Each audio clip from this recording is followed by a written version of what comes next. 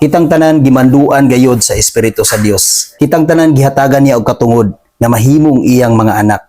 Apan usahay mga igsuon, kita nga iyang mga anak, kita nga iyang mga katawhan, dili gid kita mosunod sa Dios. Magbuhat gid kita og atong kabubuton. Hinumduman nato igsuon nga kitang tanan gimanduan sa iyang Espiritu. Aron kitang tanan mahimong iyang mga anak. Dili nato tumanan ang atong kaugalingon sa atong pagkatawhanon na magkinabuhi kita dinhi sa kalibutan nga wala nagkinabuhi subay sa kabubuton sa Dios. Atong hinumduman igsuon na ang Espiritu nga gihatag sa Dios kanato wala gayud kini maghatag kanato nga talawan. Dili gid kini maghatag kanato nga mahimo kita nga talawan sa pagbuhat sa kabubuton sa Ginoo. Ug wala naghatag ang Ginoo igsuon sa iyang Espiritu nganhi kanato aron kita magtuman sa atong mga kabubuton lamang dinhi sa kalibutan, kun dili magkinabuhi kita nga minanduan sa Espiritu sa Dios. Dili nato supakon ang Dios tungod kay ang Dios adunay dakong tuyo, adunay plano ang Ginoo sa matag usa kanato sa atong pagkinabuhi dinhi sa kalibutan.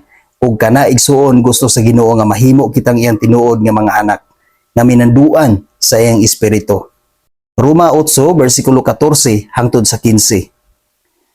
Ang tanan gimanduan sa Espiritu mga anak sa Dios. Sa 15, kay ang Espiritu nga gihatag sa Dios kaninyo dili magulipon kaninyo aron kamo mahadlok. Ang maong Espiritu maghimo hinuon kaninyo nga mga anak sa Dios. Tungod niini makasangpit na kita sa Dios pinaagi sa pag-ingon, Amahan, amahan ko. Mao na igsuon dili gid nato ibaliwala ang Espiritu nga gihatag sa Dios kanato. Gimanduan kitang tanan igsuon sa iyang Espiritu. Busa dili nato kini ibaliwala. Dili nato i-reject ang Espiritu sa Dios igsuon. Tungod kay mao kini ang maghimo kanato nga iyang matinuod nga mga anak. Ug pinaagi niya na igsuon kita makadaig, kita makaalagad, kita makasimba nga matinud-anon ngadto sa Ginoo. Ug pinaagi niya na igsuon kung atong paharion ang Espiritu sa Dios dinhi sa atong kinabuhi, dili na gid kita makasupak. Dili na gayud nato tumanan ang atong kaugalingon pinaagi lang sa atong kabubuton. Kung dili ang kabubuton sa Ginoo, mao gayud ang atong sundon. Tungod kay naghari man ang Espiritu sa Dios nganhi kanato. Naghari naman ang Espiritu sa Dios dinhi sa tagsa-tagsa kanato kakaugalingon. Nahimo naman kita niyang matinuod nga mga anak. Busa dili kita angay nga mahadlok sa atong pagkinabuhi dinhi sa kalibutan.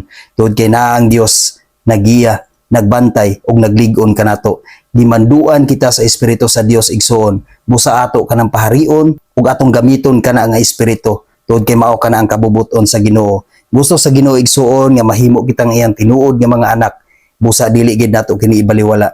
Dili nato i-reject ang Espiritu sa Dios igsuon. Tungod kay kitang tanan adunay katungod. Kitang tanan gimanduan sa Espiritu sa Dios aron mahimo kitang tinuod niya nga mga anak. Aron sa kanunay makasangpit kita kaniya sa kanunay nga siya lang gayud ang atong amahan ug wala nay lain pa.